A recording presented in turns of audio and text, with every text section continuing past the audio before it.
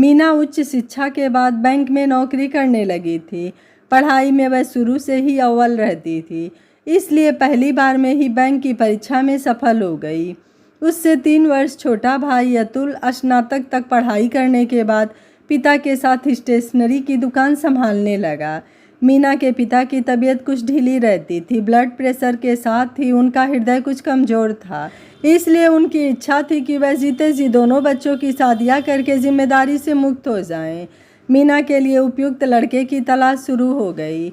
साल भर के अंदर ही उसकी शादी धीरज के साथ संपन्न हो गई। धीरज बैंक में मैनेजर था। मीना के सास ससुर बड़े बेटे के साथ दूसरे शहर में रहते थे। अब वे कभी कभी मीना धीरज के पास भी आते और कुछ दिन रह जाते। मीना भी पति के साथ कभी कभी दिन त्योहार पर सास ससुर के पास चली जाती और अपने जेठ जेठानी उनके बच्चों के साथ मिलकर रह लेती। उसकी बैंक की नौकरी पूर्ववत चालू थी। दिन वर्ष बीत गए। इस बीच मीना के घर एक बेटे का भी जन्म हो गया। कुछ दिन सास ससुर आ रहे, फिर मीना ने बच्चे के लिए आया का प्रबंध कर लिया। अगले वर्ष मीना के भाई की भी शादी हो गई। उसकी भाभी रूपा बहुत तुनक मिजाज, स्वार्थी तथा गुस्सैल थी। वह किसी को कुछ समझती ही नहीं थी। अपनी मर्जी की मालिक, जो जी चाहे वही करती। सास को छोटी छोटी बातों पर डांट देती, बहस करती। साथ ही सास ससुर दोनों की अनदेखी करती। 2 काम वालियाँ लगा रखी थी जो घर का कार्य करती तथा खाना भी बनाती। अपनी सहेलियों मायकों के सदस्यों के साथ फ़ोन में व्यस्त रहती। ब्यूटी पार्लर जाना, किटी पार्टियों में बढ़ चढ़कर हिस्सा लेना, आए दिन किसी न किसी सहेली के घर जाकर गप्पे मारना, निंदा पुराण करना, यह सारे उसके शौक थे। अपनी ननद मीना के साथ भी उसने कभी अच्छा व्यवहार नहीं किया।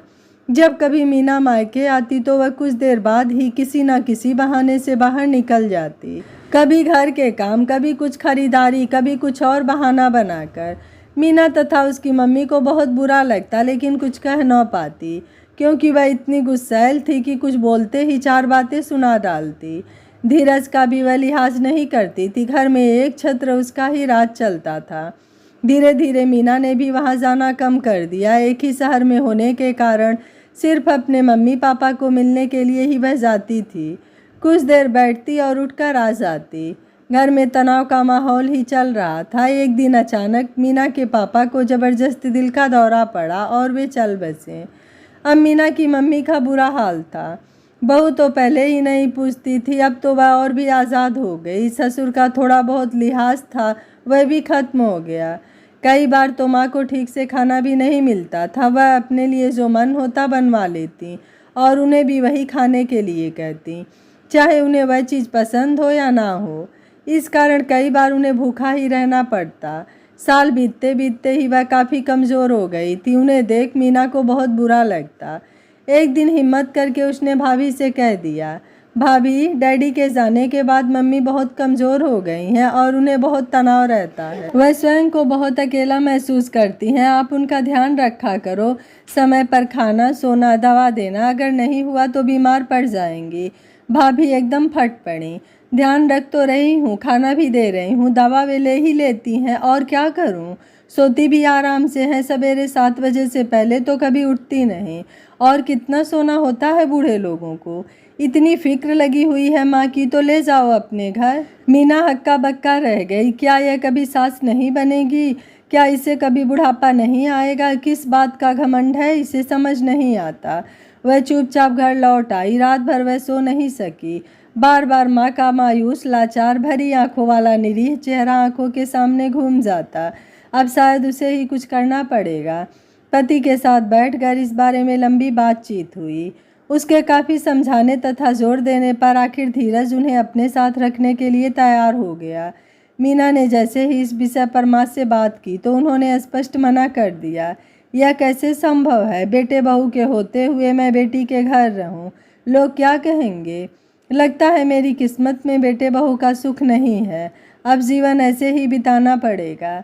मीना ने समझाया, मम्मी, अब वह ज़माना नहीं रहा। अगर बेटा बहू आपको ठीक से नहीं रखते तो आप बेटी के साथ आराम से रहिए। इसमें संकोच करने की कोई बात नहीं है। अगले दिन छुट्टी थी। धीरज और मीना दोनों माँ के घर पहुँचे। मीना ने फ़ोन करके भाई को भी घर बुलवा लिया था।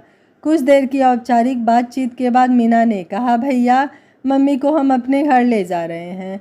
क्यों, ऐसी क्या बात हो गई है? और लोग क्या कहेंगे कि बेटे के होते हुए माँ बेटी के घर रहती है?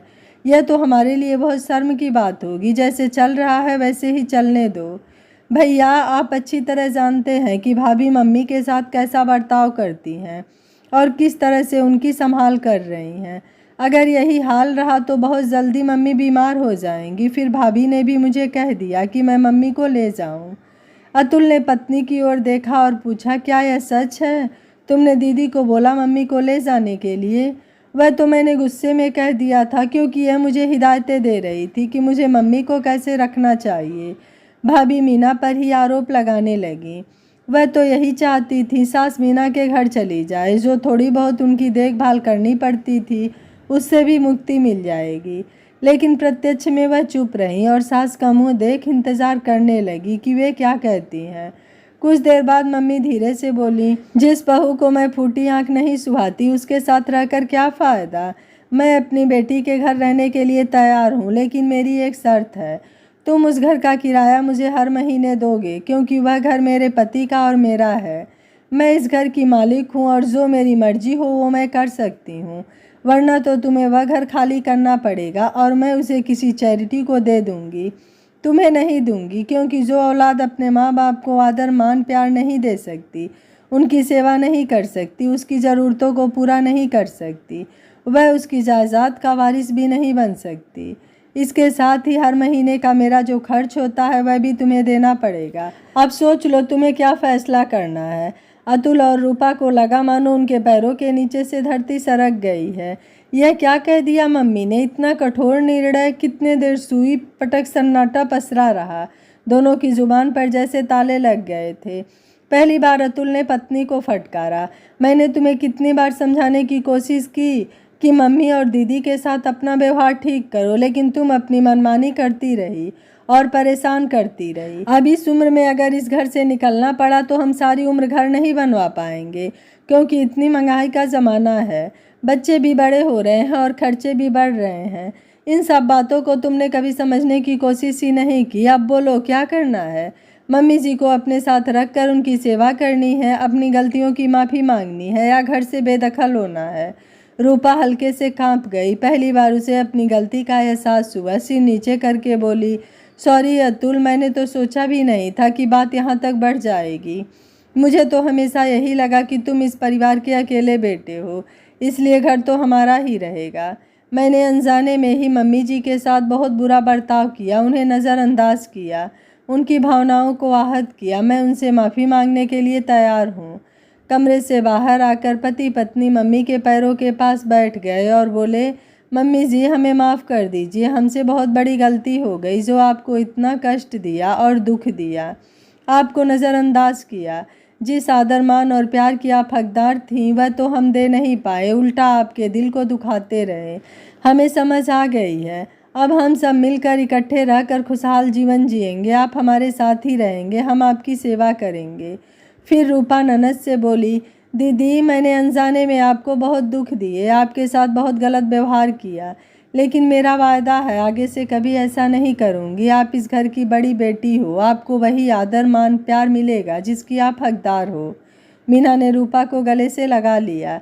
भाभी हम तो शुरू से यही चाहते थे आप मम्मी के साथ मिलजुल कर रहें और उनका जीवन जितना बचा है उसे खुशी खुशी जीने दें।